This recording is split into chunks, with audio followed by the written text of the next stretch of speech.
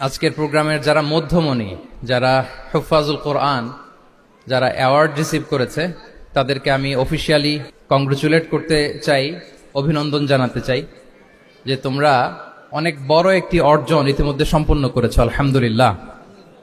এটা একটা huge milestone. এটা যে কত বড় একটা নেয়মা বা সৌভাগ্য, এটা কল্পনা করা যায় না। যে কোরআনকে বলা হয় এটা বিয়ন্ডলেস, বাউন্ডলেস, বটমলেস, মহাবিশ্বের মহাবিশ্বয় মহাগ্রন্থ আল কোরআন আল কারিমকে তোমরা তোমাদের সিনায় ধারণ করেছো। এটা অনেক বড় সৌভাগ্যের একটা ব্যাপার। আল্লাহ তাআলা ইরশাদ করছেন, ইন্না নাহনু নাযালনা যিকরা ওয়া ইন্না লাহু লাহাফিযুন। নিশ্চয় আমি এই কোরআনকে নাজিল করেছি এবং এই কোরআন আল কারিমকে সংরক্ষণের দায়িত্ব আমি নিজেই নিয়েছি। কোরআন আল কারিমকে পৃথিবীতে প্রিজার্ভ করা বা সংরক্ষণ করা, এটা আল্লাহ তাআলা তোমাদের মাধ্যমে করেছে। আলহামদুলিল্লাহ সুম্মা আলহামদুলিল্লাহ। এটা অনেক বড় সৌভাগ্যের ব্যাপার এবং সবার নসিবে এটা থাকে না। যাদেরকে আল্লাহ তাআলা পছন্দ করেন, যারা চুজেন পার্সোনালিটি টু আল্লাহ সুবহানাহু ওয়া তাআলা, শুধুমাত্র কেবলমাত্র একমাত্র তাদেরকেই আল্লাহ তাআলা এই সৌভাগ্য দান করেন। তো এই যে মাইল ফলক তোমরা স্পর্শ করেছো, এটা তোমাদের জীবনের অনেক বড় একটা অর্জন এবং নানা ধরনের খুশ নসিব তোমাদের ব্যাপারে ঘোষিত হয়েছে হাদিসে। আল মাহিরু বিল কোরআন মা আসসাফারাতিল কিরামিল বারারা, ইকরা ওয়ারতাকি ওয়ারাত্তিল কামা কুনতা তুরাত্তিলু ফিদ দুনিয়া ফাইন্না মানজিলাতাকা ফি আখিরি আয়াতিন তাকরাউহা। আজকের এই অ্যাওয়ার্ড গিভিং সেরিমনিতে এসে তোমাদের কত ভাল লাগছে। সবার চেয়ে তোমরা আলাদা, স্পেশাল পোশাক তোমাদের জন্য ক্রেস্ট দেয়া হয়েছে, সামনে এসে ফটো সেশনে অংশগ্রহণ করছো।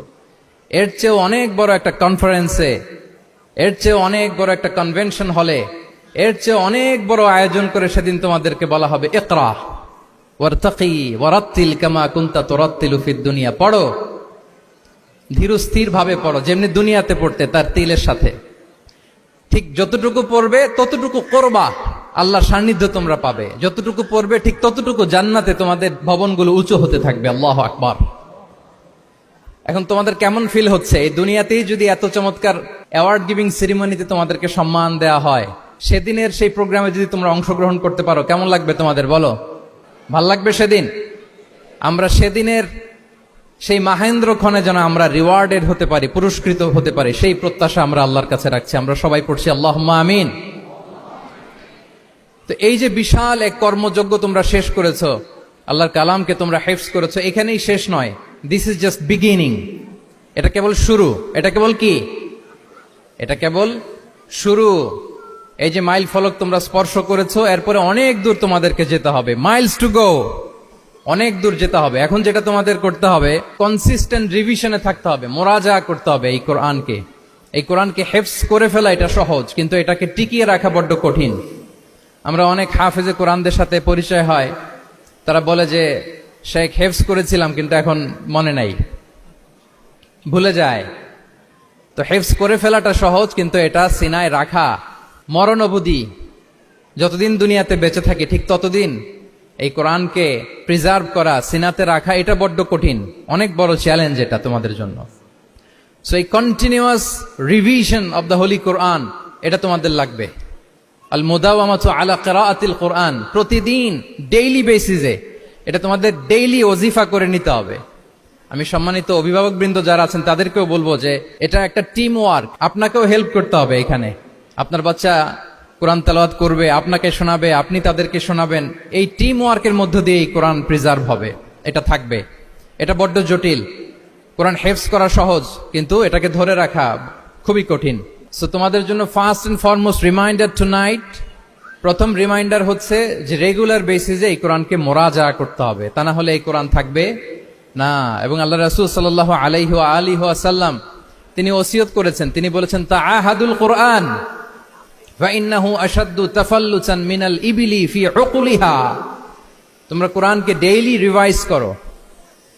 যারা তোমরা হিফজ কমপ্লিট করেছো, হাফাজাতুল কোরআন, তোমাদেরকে উদ্দেশ্য করে আল্লাহ রাসূল সাল্লাল্লাহু আলাইহি ওয়া আলিহি ওয়াসাল্লাম বলেন যে তাআহাদুল কোরআন, তোমরা ডেইলি বেসিসে কোরআনকে কি করো? রিভাইজ করো, রিভিশন দাও, মুরাজা করো, এটাকে সম্মান করো। ফাইন্নাহু আশাদ্দু তাফাল্লুসান মিনাল ইবিলি ফি উকুলিহা, কেননা পোষ মানানো হয়নি এরকম কোন বন্য উট যদি এটা রশি ছেড়ে দেওয়া হয়, এটা যেমনি ছুটে পালায়, দৌড়ে পালায়, এটারে ফিরে আনা যেমনি কঠিন, কোরআন হেফজ করার পরে, মুখস্থ করার পরে কেউ যদি ভুলে যায়, ওইটারে আবার রিভাইভ করা তার চেয়েও বেশি কঠিন। তো এই জন্য ডেইলি বেসিসে রিভাইজ করতে হবে। এবং আল্লাহ রাসূল সাল্লাল্লাহু আলাইহি ওয়া আলিহি ওয়াসাল্লাম তিনিও যাতে ভুলে না যান বারবার কোরআন পড়তেন, বারবার রিভাইজ করতেন। রাসূল সাল্লাল্লাহু আলাইহি ওয়াসাল্লামের কষ্ট হয়ে যেত, ফলে আল্লাহ তাআলা বলেছেন, লা তুহাররিক বিহি লিসানাকা লিতা'জালা বিহি ইন্না আলাইনা জামাআহু ওয়া কুরআনা ফাইদা ক্বরানাহু ফাত্তাবি' কুরআনা। নবী, আপনি তাড়াহুড়ো করে, এত কষ্ট, এত প্রেসার আপনার উপর নেওয়ার দরকার নেই, আমি আপনাকে পড়িয়ে দেব। জিবরিল যখন পড়ে শুধু ফলো করেন, সেটা একবার পড়ে নিন, মুখস্থ আমি আল্লাহ করে দেব। সানুকরিউকা ফালা তানসা, আপনি আর ভুলবেন না। এরপরে আল্লাহ রাসূল সাল্লাল্লাহু আলাইহি ওয়া আলিহি ওয়াসাল্লাম রেগুলার বেসিসে কোরআন পড়তেন, সাহাবাদেরকে কোরআন শোনাতেন, আবার সাহাবাদের কাছ থেকে কোরআন শুনতেন। সো এই কোরআনকে যদি তোমরা তোমাদের সিনায় আজীবনের জন্য রেখে দিতে চাও সযত্নে, তোমাদেরকে রিভিশন দিতে হবে। এখন খুব বেশি বেশি revise and revise, revise after revise তোমাকে দিতে হবে। এবং সারা বছর কোরআনের যতটুকু নাজিল হতো, আল্লাহ রাসূল সাল্লাল্লাহু আলাইহি ওয়া আলিহি ওয়াসাল্লাম রমাদান আল মুবারাকে জিবরিল আলাইহিস সালামের সাথে রিভিশন করতেন। সারা বছর যা নাজিল হলো, এটা আল্লাহ রাসূল সাল্লাল্লাহু আলাইহি ওয়াসাল্লাম জিবরিল আলাইহিস সালামকে শোনাতেন, আবার জিবরিল আলাইহিস সালাম আল্লাহ রাসূল সাল্লাল্লাহু আলাইহি ওয়াসাল্লামকে অতটুকু শোনাতেন। যে বছর তিনি ইন্তেকাল করবেন, ওই বছর দুইবার তিনি গোটা কোরআনকে জিবরিল আলাইহিস সালামের সামনে পেশ করেছেন, শুনিয়েছেন। আবার জিবরিল আলাইহিস সালাম দুইবার আল্লাহর হাবিব সাল্লাল্লাহু আলাইহি ওয়া আলিহি ওয়াসাল্লামকে শুনিয়েছেন। আল্লাহু আকবার। তাহলে এটাই হচ্ছে সুন্নাহ। তিনি তো পৃথিবীর প্রথম হাফেজ নাকি? আল্লাহ রাসূল সাল্লাল্লাহু আলাইহি ওয়াসাল্লাম প্রথম হাফেজ ছিলেন না? উনি রেখেছেন কিভাবে কোরআনকে? প্রিজার্ভ করেছেন কিভাবে? রিভিশনের মাধ্যমে, রিভিশন এন্ড রিভিশন। তাহলে the first and foremost reminder for tonight in this ceremony for all of you today, you have to revise a lot, you have to recite a lot. প্রতিদিন recite করতে হবে, প্রতিদিন revise দিতে হবে। এটা আমাদের মনে থাকবে তো নাকি? শিক্ষার্থী বন্ধুরা আওয়াজ করো, মেক এ নয়েজ। মনে থাকবে ইনশাআল্লাহ বিইذنিল্লাহ। তাহলে প্রথম কাজ হচ্ছে আমাদেরকে রিভাইজ করতে হবে। পাশাপাশি এই যে 114 সূরা তোমরা এই সিনার ভিতরে নিয়ে নিলা, মুখস্থ করে ফেললা, আল্লাহ তাআলা যা বলার তিনি সব এই কোরআনে বলে দিয়েছেন, নতুন করে আর কিছু বলবেন না। এটা তো দ্য লেটেস্ট রিভিলেশন, এরপরে আর কোনো ওহী আসবে না, প্রত্যাদেশ আসবে না। ফলে আল্লাহ তাআলা আমাদেরকে যা বলার সব বলে দিয়েছেন। মুখস্থ করার বড় কাজ এখন যেহেতু শেষ, এবার আমরা বোঝার জন্য উঠে পড়ে লাগবো। কোরআনকে বুঝতে হবে আমাদের মাতৃভাষায়। এই কোরআনের মর্মবাণী, মর্মার্থ, আল্লাহ তাআলা কি ডুজ এন্ড ডোন্টস আমাদের জন্য দিয়েছেন, কি করা যাবে কি করা যাবে না, সব তিনি বলে দিয়েছেন। এটা আমাদেরকে বুঝতে হবে। আমরা গত বছর একটা বই লিখেছি এক নজরে কোরআন নামে। আমরা খুব সহজে 114 সূরার সামারি, সিনপসিস এই বইটিতে নিয়ে এসেছি। ফলে কেউ কোরআনের বঙ্গানুবাদ পড়ার আগে বা তাফসির পড়ার আগে যদি এক নজর এই বইটাতে একটু চোখ বোলা, একটু গো থ্রু করে, তার জন্য কোরআন বোঝাটা একেবারে সহজ হয়ে যাবে ইনশাআল্লাহ বিইذনিল্লাহ। এই বই ছাড়াও আরো অনেক অনেক বই সম্মানিত লেখকরা তারা লিখেছেন। আমরা যেন কোরআনের সাথে নিজেদের অ্যাটাচমেন্ট বাড়াই, মাতৃভাষায় যেন আমরা কোরআনকে বুঝি, আমরা কোরআনের অনুবাদ যেন ডেইলি বেসিসে পড়ি, কোরআনের সহজ সরল যে তাফসির আছে এই তাফসিরগুলো যেন আমরা পড়ি। এটাকে বলে তাদাব্বুর। যে আয়াত দিয়ে আমি শুরু করেছি, আফালা ইয়াতাদাব্বারুনাল কোরআন আম আলা কুলুবিন আকফালুহা, আল্লাহ বলছেন তারা কি গভীর মনোযোগের সাথে কোরআন পড়বে না? উইথ ভাস্ট কনসেন্ট্রেশন, খুব ধ্যানমগ্নতার সাথে খুব মনোযোগ দিয়ে কি তারা কোরআন পড়বে না? নাকি তাদের হৃদয়ে তালা ঝুলে আছে? আমাদের হৃদয়ের জং ধরা তালা যদি আমরা খুলতে চাই, এটা আনলক করতে হবে আল কোরআন আল কারীম দিয়ে। তাহলে প্রথম রিমাইন্ডার হচ্ছে রিভিশন। আমার প্রিয় হাফেজ ভাই এবং বোনেরা, আমরা যেন রিভিশন দেই বেশি বেশি। 2 নম্বর কথা হচ্ছে আমরা যেন কোরআনের মর্মবাণী বাংলায় বুঝবার চেষ্টা করি, কোরআনের তাফসির যেন আমরা পড়ি, আমরা যেন তাদাব্বুরে কোরআন করি, কোরআনের যে রিফ্লেকশন গুলো আছে এগুলো যেন আমরা ধারণ করতে পারি। তাদাব্বুর শব্দটা বেসিক্যালি এসেছে আরবি শব্দ দুবুর থেকে। দুবুর, দুবুর শব্দের অর্থ হচ্ছে পেছন। যে কোনো জিনিসের পেছনকে বলে, আমাদের পেছনটাকেও বলে দুবুর। তো তাদাব্বুরে কোরআন মানে হচ্ছে কোরআনের যে বাহ্যিক আয়াতের যে অর্থ, এর পেছনের যে গল্পটা, পেছনের যে রহস্য, এই আয়াতের পেছনের যে রহস্য, এটাকে উদ্ঘাটন করার চেষ্টা করা, আত্মনিমগ্ন হওয়া কোরআনের রহস্য উন্মোচনের জন্য, ধ্যানমগ্ন হওয়া, খুব গভীর মনোযোগ দিয়ে with vast concentration and attention কোরআনকে পড়াকে বলে তাদাব্বুরে কোরআন। তাহলে রিভিশনের পাশাপাশি আমাদেরকে তাদাব্বুরে কোরআন করতে হবে। কি পারা যাবে তো ইনশাআল্লাহ? এই কোরআন যে তোমাদেরকে কোথায় নিয়ে যাবে তুমি জানোই না, তোমার কোনো আইডিয়াই নাই এই যে কোরআন তোমাদেরকে কোথায় নিয়ে যেতে পারে। এবং শিক্ষার্থীদের জন্য গোটা বিশ্ব খোলা, the entire world is open for you. তোমরা বিশ্ব জয় করতে পারো, তোমরা ঢাকা বিশ্ববিদ্যালয়ে যাবে, তোমরা চট্টগ্রাম বিশ্ববিদ্যালয়ে যাবে। এই যে তোমাদের এক বড় ভাই বসে আছে, ডাকসুর ভিপি সাদিক কায়েম। ঢাকা বিশ্ববিদ্যালয়ে যে আমাদের কোরআনের আলো ছড়িয়ে দেওয়ার দরকার আছে না নাই বলো? তোমরা অক্সফোর্ডে যাবে, তোমরা এমআইটিতে যাবে, তোমরা হার্ভার্ডে যাবে। আমি হার্ভার্ডে গিয়েছি, এমআইটিতে গিয়েছি। তোমরা ইয়েল ইউনিভার্সিটিতে যাবে, সেখানে যে কোরআনের আলো ছড়িয়ে দিবে ইনশাআল্লাহ, বলি সবাই। তাহলে শিক্ষার্থীদের জন্য গোটা বিশ্ব খোলা। তুমি জানোই না যে আল্লাহ তাআলা তোমাকে কোথায় নিবে। খুত্তাতুল্লাহি আ'যামু মিন খুত্তাতিকুম, আল্লাহর প্ল্যান তোমার প্ল্যানের চাইতে অনেক অনেক বড়। তুমি জানোই না যে আল্লাহ তাআলা তোমাকে দিয়ে কোন খেদমত নিতে পারে। সো আমরা যেন তাদাব্বুরে কোরআন করি, কোরআনে যে আল্লাহ জেমস গুলো দিয়েছেন এগুলোর সাথে নিজেদের অ্যাটাচমেন্ট যেন আমরা বাড়াই, একটু একটু করে যেন পড়ি। এবং সাহাবা রিদওয়ানুল্লাহি তাআলা আলাইহিম আজমাইন, ওনাদের হ্যাবিট এটাই ছিল, ওনারা তাড়াহুড়ো করে কোরআন পড়তেন না, একটু একটু করে পড়তেন। তোমাদের তো 2 বছর কিংবা 3 বছরে হেফজ শেষ হয়ে যাওয়ার কথা নাকি? তাদের কয় বছর লেগেছে হেফজ করতে? 3 বছর। আচ্ছা, তোমরা কি জানো ওমরে ফারুক রাদিয়াল্লাহু তাআলা আনহু উনি সূরা বাকারা হেফজ করতে সময় নিয়েছিলেন 12 বছর। ওনাদের অভ্যেস ছিল তারা তাদাব্বুরে কোরআন করে করে আগাতেন। 10 আয়াত পড়তেন, এটাকে মুখস্থ করতেন, এটার অর্থ বুঝতেন, এটার উপর আমল করতেন, এটাকে ধারণ করতেন, এটার উপর সাধনা করতেন, এটারে ডাইজেস্ট করা শেষ, এরপরে 10 আয়াত, আবার একই সিস্টেমে 10 আয়াত পরে এরপরে 10 আয়াত। এভাবে সূরা বাকারা শেষ করতে উনি সময় নিয়েছিলেন কয় বছর? 12 বছর। এবং যেদিন সূরা বাকারা কমপ্লিট করেছিলেন ওদিন উট জবাই করে সবাইকে খাইয়েছিলেন। সুবহানাল্লাহ বিহামদি। ওনারা কোরআন জানাটাকে সেলিব্রেট করতেন। আল্লাহু আকবার। সো আমরা যেন তাদাব্বুরে কোরআন করি। তাহলে আমার রিমাইন্ডার গুলো খেয়াল রাখতে হবে। 1 নম্বরে কি বলেছি? Revision. Let's say all together. 1 নম্বরে কি ছিল? রিভিশন। 2 নম্বরে তাদাব্বুরে কোরআন। সবাই বলি 2 নম্বরে কি ছিল? তাদাব্বুরে কোরআন। বুঝে বুঝে কোরআনের মেসেজগুলোকে হৃদয়ঙ্গম করা, একটু একটু করে হৃদয়ঙ্গম করা, একবারে সব না। কারণ কোরআন নাজিলও হয়েছে একটু একটু করে। হাসাবা হাওয়াইজিল বাশার, মানুষের যত প্রয়োজন ছিল প্রয়োজনের প্রেক্ষাপটে চাহিদার আলোকে একটু একটু করে 23 বছরের লম্বায় লং পিরিয়ড অফ টাইমে কোরআন নাজিল হয়েছে। কোরআন কিন্তু তাওরাত, জাবুর, ইনজিলের মতো, তাওরাতের মতো, জাবুরের মতো কিন্তু কোরআন একবারে নাজিল হয়ে যায়নি। তাওরাত, জাবুর কিন্তু একবারে এট এ টাইমে নাজিল হয়েছে, কিন্তু কোরআন নাজিল হয়েছে কত বছরের সময় নিয়ে? 23 বছর, 23 ইয়ার্স। 23 বছরের লং পিরিয়ড অফ টাইম নিয়েছে। গারে হেরাতে প্রথমে শুরু, মক্কা থেকে প্রায় 10 কিলোমিটার উত্তর পূর্বে 634 মিটার উঁচু প্রথমে নাজিল হলো ইকরা বিসমি রাব্বিকাল্লাযী খালাক, read in the name of your lord who has created, পড়ো তোমার প্রভুর নামে যিনি শিখিয়েছেন।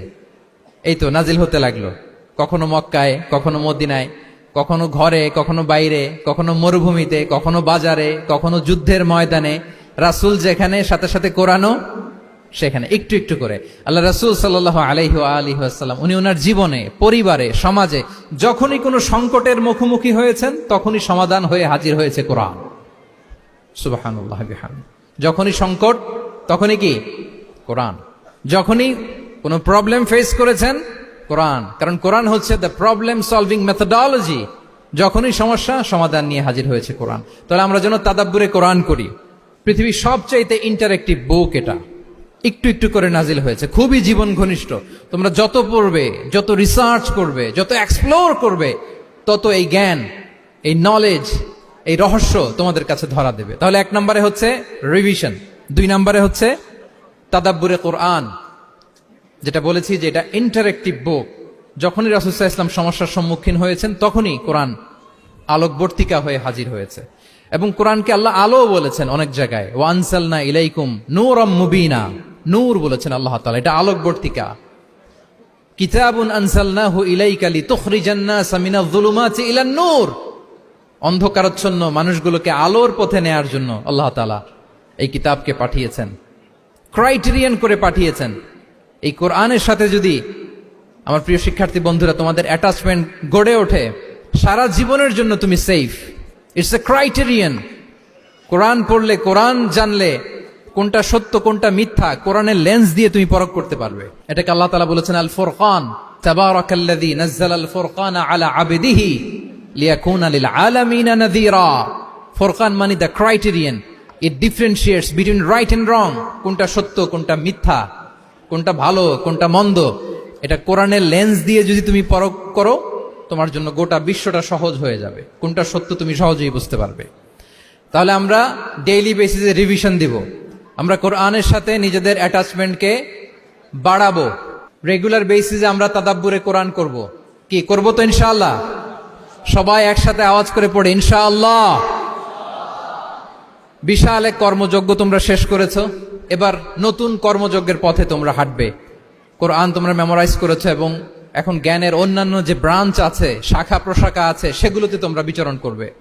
জ্ঞানার্জনের একটা মূলনীতি তোমাদের সাথে আজকের এই প্রোগ্রামে শেয়ার করে আমি আমার সংক্ষিপ্ত আলোচনা শেষ করব। ইসলামিক জ্ঞান হোক কিংবা কনভেনশনাল জ্ঞান হোক, জ্ঞানার্জনের জন্য তিনটা বিষয় অপরিহার্য, এটা আমাদের খেয়াল রাখতে হবে। এক নাম্বার হচ্ছে বিনয়, দুই নাম্বার হচ্ছে সফর, তিন নাম্বার হচ্ছে সবর। এবার আমি জিজ্ঞেস করি, তোমাদের মুখ থেকে আমি শুনতে চাই, বলো জ্ঞানার্জনের জন্য অপরিহার্য বিষয় কয়টা? এক নম্বরে বিনয়, দুই নম্বরে সফর, তিন নম্বরে সবর। এই তিনটাই লাগবে। বিনয়ী হইতে হবে, ডাউন টু আর্থ হইতে হবে। বিনয়ী না হলে, মুতাওয়াদি না হলে আল্লাহ তাআলা এলেমের নূর দিয়ে ওই ব্যক্তিকে ধন্য করেন না। বিনয়ী হইতে হবে। বলা যাবে না যে আমি সব শিখে ফেলছি, আমি সব জানি, আসলে কিছুই জানি না, আসলে কিছুই জানি না। অনেক পড়াশোনা করার একটা বড় সুবিধা হচ্ছে আমি যে কিছুই জানি না এটা জানা যায়।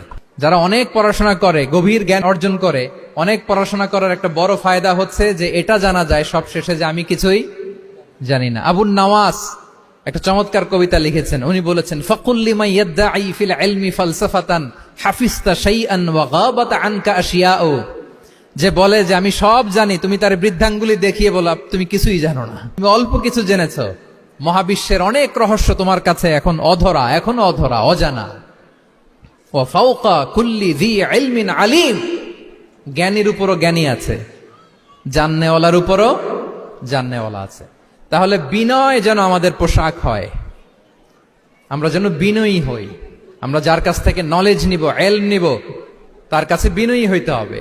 যেই পাত্রে পানি ঢালবো এটা থাকবে নিচে, আর যেই গ্লাস থেকে ঢালা হবে ওইটা থাকে উপরে। মুসা আলাইহিস সালাম একবার বনি ইসরাইলের মাঝে আলোচনা করছিলেন, হঠাৎ এক লোক বলে যে ইয়া নবী আল্লাহ মান আ'লামু ফিল আরদ, বর্তমান পৃথিবীতে সবচেয়ে বড় জ্ঞানী কে?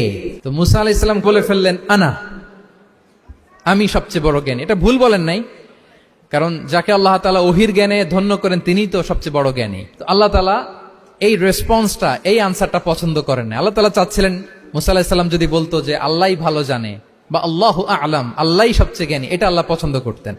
তো উনি যখন বলে ফেলছেন আমি, আল্লাহ বলে না মুসা, তুমি যে বলে ফেললে আমি সবচেয়ে বড় জ্ঞানী, তুমি তো সবচেয়ে বড় জ্ঞানী নও, তোমার চেয়ে বড় জ্ঞানী আছে। শুনে তো মুসা আলাইহিস সালাম অবাক, কি আমার চেয়ে বড় জ্ঞানী কোথায়? আল্লাহ বললেন ইযহাব ইলা মাজমাইল বাহরাইন, দুই সাগরের মিলনস্থলে যাও, ওখানে আমার এক বান্দা আছে ইসমুহু খাদির। ওই খাদির, যারে আমরা বাংলায় খিজির বলি আর কি, এই খিজির তোমার চেয়েও জ্ঞানী। আল্লাহু আকবার। আপনারা সূরা কাহাফের তাফসীর পড়লে জানতে পারবেন। গেলেন, নৌকার মধ্যে বসা, হঠাৎ একটা চড়ুই পাখি এসে সাগরের পানি খাচ্ছে। অনেক, to make the long story short, বড় স্টোরিকে আমি ছোট করে বলছি। দুইজন নৌকায় বসা, একটা চড়ুই পাখি এসে সাগরের পানি খায়। তো খিজির আলাইহিস সালাম বললেন মুসা, চড়ুই পাখিটা দেখতে পাচ্ছ? মুসা আলাইহিস সালাম বললেন হ্যাঁ দেখতে পাচ্ছি। চড়ুই পাখি যে পানি খেলো এইমাত্র, এটা দেখেছো? হ্যাঁ দেখেছি।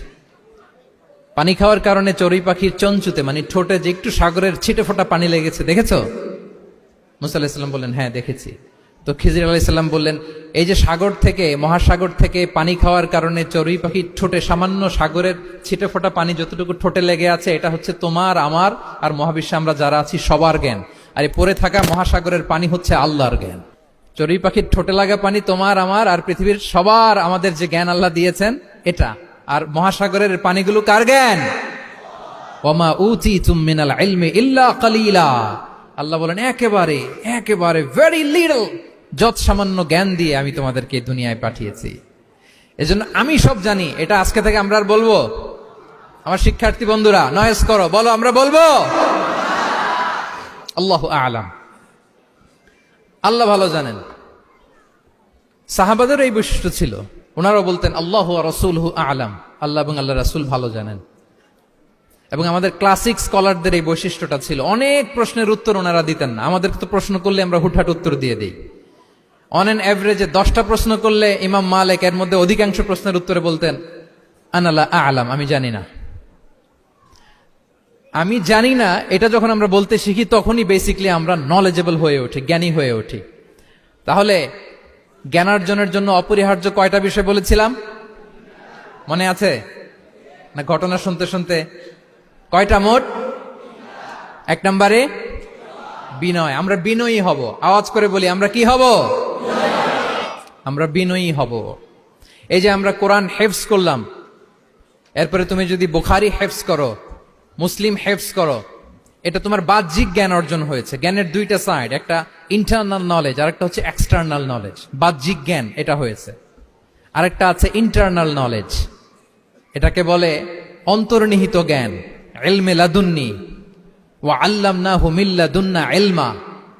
এটা শুধু কোরআন হেফজ করলেই হয় না, এটা কোরআন পড়ার পরে, হাদিস পড়ার পরে, এগুলোর উপর আমল করার পরে, বছরের পর বছর সাধনা করার পরে আল্লাহ তাআলা কোন ব্যক্তিকে ইলমের নূর দেন। এটা এত সহজ না। আমরা এক্সটার্নাল নলেজ, বাহ্যিক জ্ঞান খুব সহজেই রিসিভ করতে পারি, কিন্তু ইন্টারনাল নলেজ, যেটা অন্তর্নিহিত জ্ঞান, যেটা তোমার দূরদৃষ্টি বাড়াবে, তোমার ফেরাসাত বাড়াবে, তোমার বিচক্ষণতা বাড়াবে, তোমার ফারসাইটেডনেসকে বাড়াবে, ওই অন্তর্নিহিত জ্ঞানের জন্য বছরের পর বছর সাধনা করতে হয়।